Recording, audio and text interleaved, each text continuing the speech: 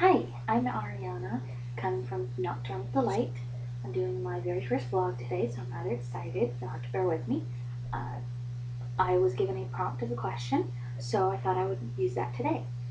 I was asked what period of time in history I would choose to live in if I was able to go back in time. I would choose most definitely the Victorian era.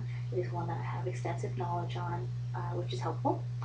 And so I'm better able to figure out, what would be expected of me as a woman. Now, in the Victorian era, women had no rights, literally nothing. You could not have money, you could not have anything, pretty much. You couldn't even have your kids if you were not married. Your husband controlled everything. People tried their best to marry as high in society as possible because the richer the husband, the better the life. This was literally a woman's only goal, was to marry. And once married, it became kind of a switch's world. You were a slave to your husband, but at the same time, you controlled the household because he did not.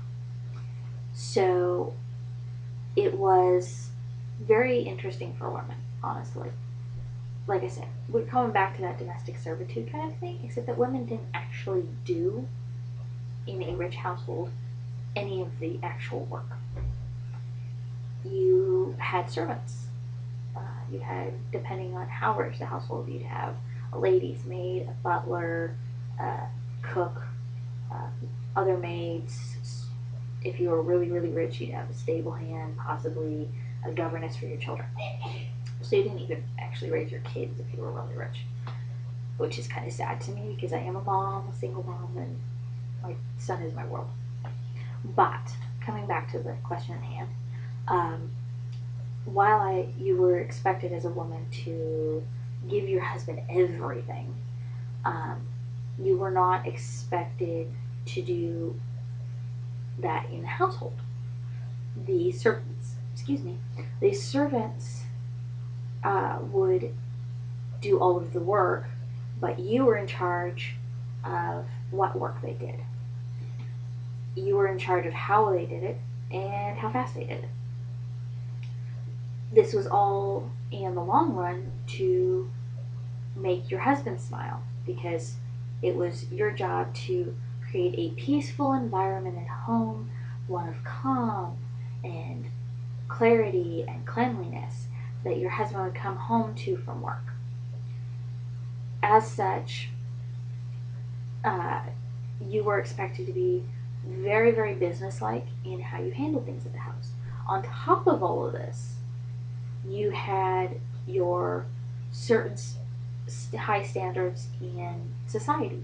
Your etiquette had to be perfect, just absolutely perfect. You were expected to host multiple balls. You were expected to host dinner events, weekend events.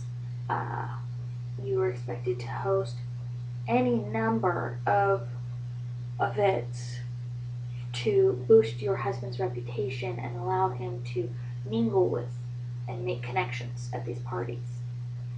Uh, as such, at these parties, your husband did not ever actually like dance with you, sit with you, talk with you, anything. You were expected to dance and socialize with other men and the other ladies. There was even a time, especially at dinner parties, where after eating, you would then split off into two groups. The men would go into the smoking room because it was considered bad taste to smoke in front of a woman, and they'd go smoke their cigars and drink and whatever. And the women were then to be very quiet and pious and go quietly into another room, a sitting room, where they would discuss things like arts and literature and stupid shit. Um, Trying to appear as perfect porcelain dolls, in essence. Uh, then, after after all of this, you had certain requirements in terms of your time. You had 1 to 2 days a week where you were not allowed to leave the house. You had to be there so that other people could call on you. And then the rest of the week, you had to go make calls on everyone else on their calling days where they were stuck in the house. And these had to be done within 7 days of any party. Kind of exhausting, isn't it? But on top of all this, like I said, it is kind of a switch's world. Servants obeyed you, you obeyed your husband. This led to some abuse issues, which since then have not really improved in terms of general society. But women have more rights now than they did then. So things like divorce isn't necessarily going to destroy your life. Things like, whereas like back then you'd lose your kids, you'd pretty much become a prostitute. That was your own choice. And also women have more sexual rights now. Women are no longer forced to appear as perfectly pious and innocent, naive, and so on and so forth. Women are allowed education now. So honestly, going back in history really isn't that smart an idea unless you're going back there to visit and maybe screw someone's head. But it's kind of interesting to think about what it would be like to live in those kind of periods. Yeah, so that's the answer to that question. I would like to remind everyone that October is Breast Cancer Awareness Month. Breast Cancer Awareness Month, sorry.